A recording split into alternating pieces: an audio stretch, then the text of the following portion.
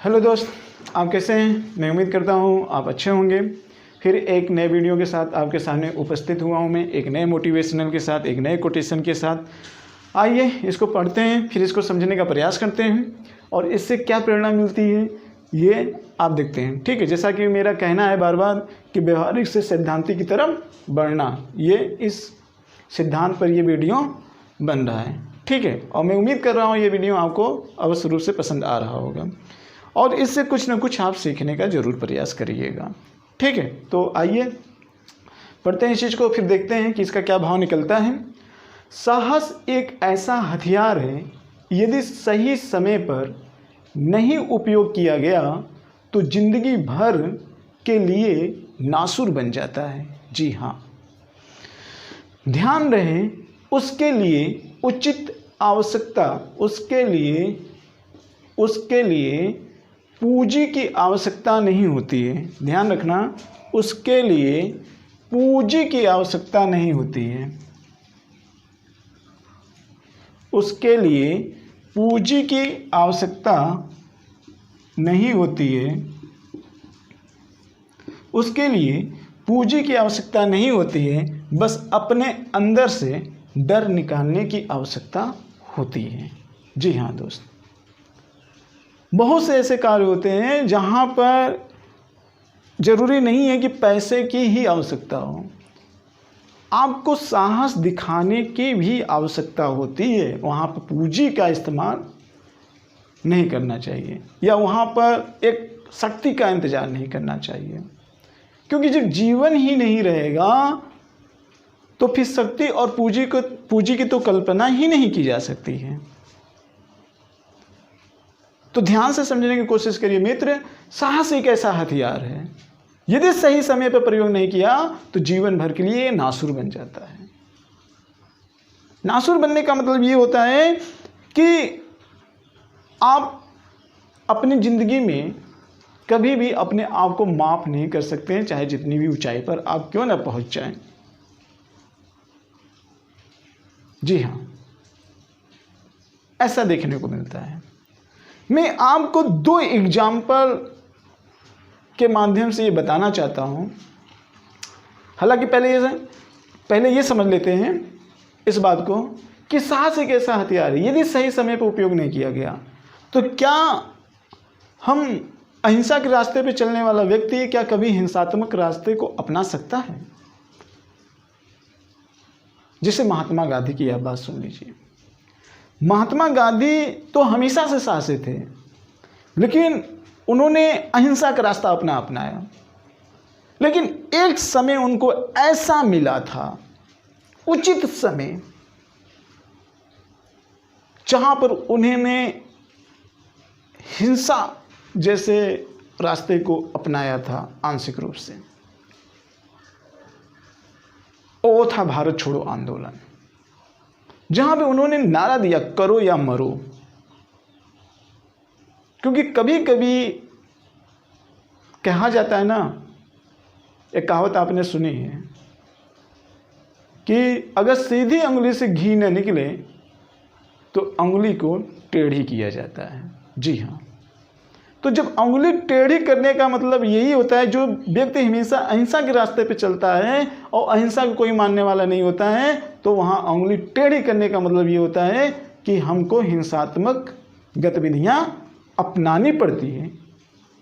क्योंकि अगर आपने उचित समय पर नहीं किया तो आप आने वाले समयों में अपने जीवन के लिए अशांति खड़ा कर सकते हैं। लेकिन ध्यान रहे, साहस जो होना चाहिए स्वयं के अधिकार के लिए और सुरक्षा के लिए होना चाहिए, न कि किसी का शोषण करने के लिए और नीचा दिखाने के लिए करना चाहिए। इस चीज को ध्यान रखिएगा।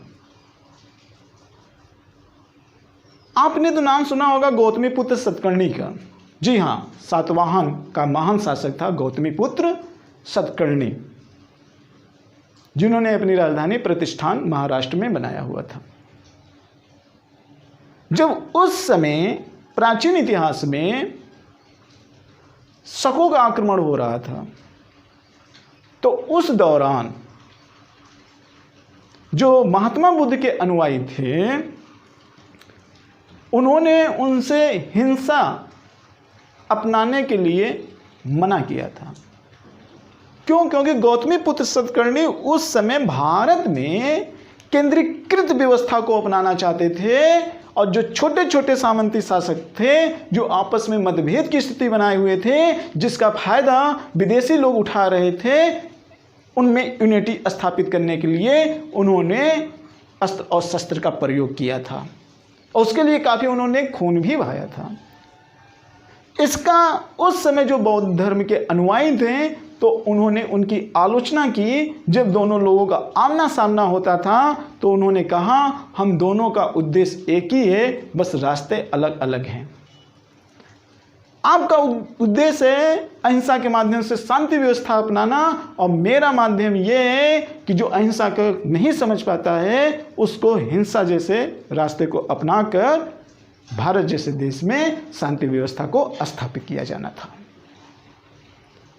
अगर गौतमीपुत्र सतकर्णी उस समय बुद्ध के अनुयायियों की बात सुन लेते तो जो विदेशी होते उस समय न केवल उत्तर भारत तक ही सीमित रहते बल्कि उनका प्रभाव दक्षिण भारत में ही दिखाई देता, और शायद आज प्रभाव वो दिखाई देता।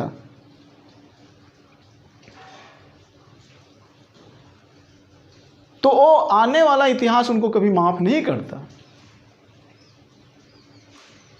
और न वो खुद अपने आप को माफ कर पाते।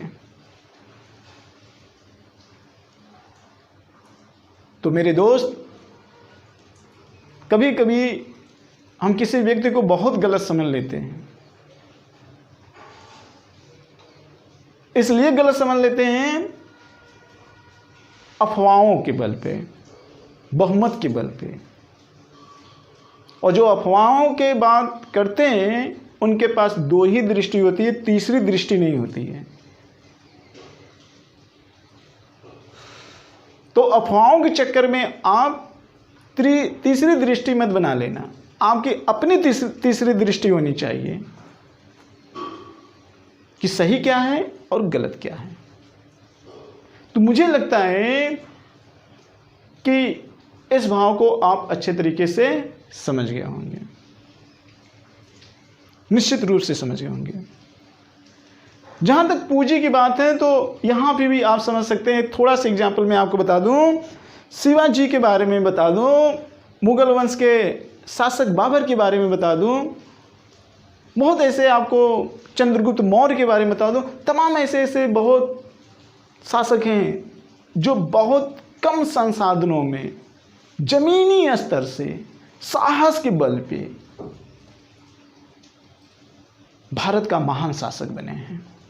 भारत का महान शासक, ऐसा शासक, प्रेरणात्मक शासक के रूप में, सिर्फ साहस के बल पे। और उन्होंने बस इतना ही किया कि उन्हें उस साहस का प्रयोग सही समय पे किया था। जब साहस का प्रयोग सही समय पे करेंगे आप तो सफलता निश्चित है। इसलिए कभी संसाधनों का बहाना बनाकर हमेशा रोया मत किया करिए। तो मुझे लगता है कि आप ये वीडियो के अंतर्गत जो भाव हैं उसको आप समझ गए होंगे। इसी के साथ इस वीडियो का मैं समापन कर रहा हूं।